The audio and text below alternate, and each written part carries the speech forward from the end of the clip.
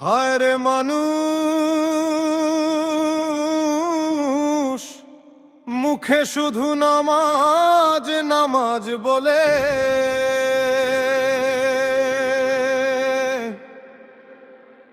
কেউ কি খোঁজ নিয়েছ অন্তরে? কি বলো তুমি দাঁড়িয়ে রবে দরবারে? যতক্ষণ না বুঝিবে কি পড়িছ নামাজে, ততক্ষণ যাইও না বন্ধু সালাতের কাছে। মুখে শুধু বুলি পড়লে মন যদি না জাগে, খোদার ডাকে সারা মিলে না কেবল আওয়াজে।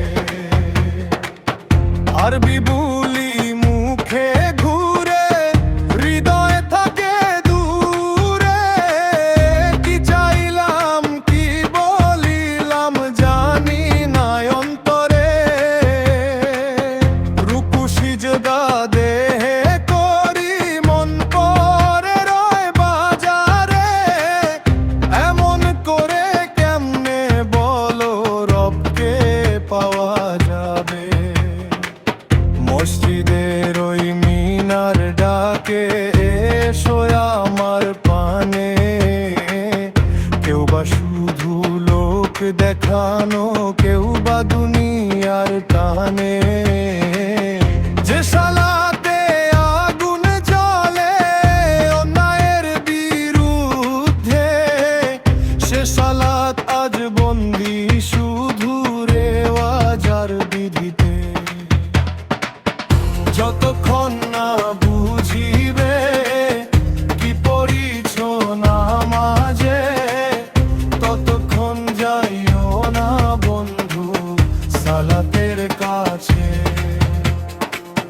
কোরআনের ওই বাণী যদি অন্তরে না বাজে, শুধু ঠোঁটের উচ্চারণে কি রবের দরজা খুলে?